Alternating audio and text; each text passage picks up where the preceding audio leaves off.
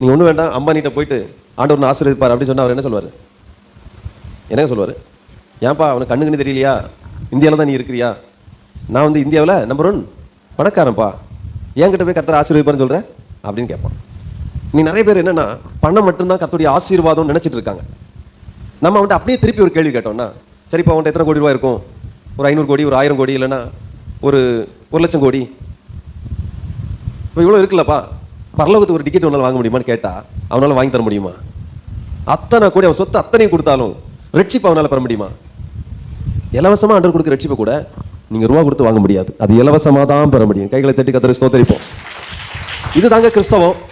நான் நித்திய ஜீவனை அளிப்பேன் என்று சொன்னதான் நம்முடைய ஆண்டவருடைய வாக்கு தத்தம். பணம் வந்து உழைச்சா நமக்கு கிடைக்கும். பணம் இருக்கும் கடவுளும் இல்லை, பணத்தை வச்சுட்டு பரலோகம் போகவும் முடியாது. அது ஒரு பொருள், அதனால எந்த ஒரு பயனும் கிடையாது. பணம் நமக்கு உதவியா இருக்கும், அவ்வளவுதான். நமக்கு குணம் தான் தேவை. மனுஷனா பிறந்தா குணம் இருக்கணும், அப்போ தான் இறந்த பிறகு வாழ்த்துவாங்க. பணம் இருந்தால் ஊரில் கொஞ்சம் மதிப்பு இருக்கும். என்னத்தினால? பணத்தினால ஒரு மதிப்பு இருக்குமே தவிர வேற ஒன்றும் கிடையாது.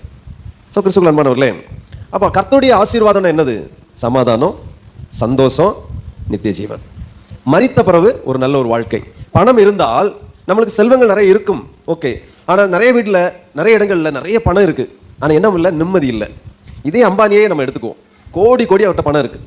அவருடைய பையனை ஃபிட்னஸாக வைக்க முடியல அவரால். எவ்வளோ ட்ரை பண்ணார், அதை நான் கிண்டல் பண்ணல. அவங்க படுற வேதனையை ஒரு ஆர்டிக்கலை நான் படித்தேன். அந்த பையன் ரொம்ப நார்மலான பாடியில் இருந்தவன். அப்போ அவங்க வீசிங் ப்ராப்ளம் உண்டான்.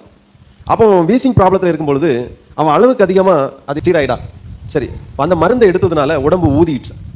அளவுக்கு அதிகமாக அவர் முடியாது, தாங்க முடியாத இது வந்தவன பெயின்னால எடுக்க போய் அவர் உடம்பு ஊதிட்டான். நல்ல பையன். பிறகு எவ்வளவோ ஜிம்முக்கு போய் என்னென்னமோ பண்ணி பார்த்துருக்காப்புல, உடம்பை குறைக்கவே முடியல.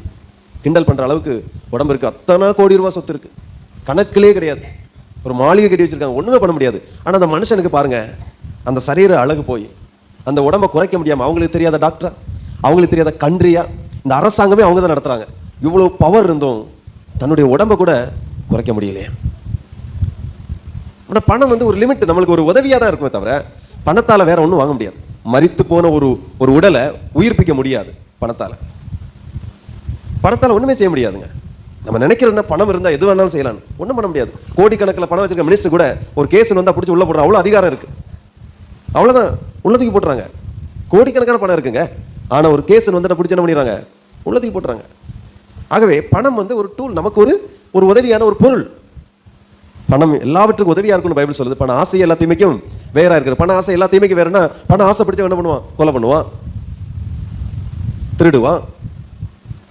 அடுத்தவங்க செத்தாலும் பரவாயில்ல, எனக்கு எப்படியாவது பணம் வேணுங்கிறதுலயே நோக்கமாக இருப்பான்.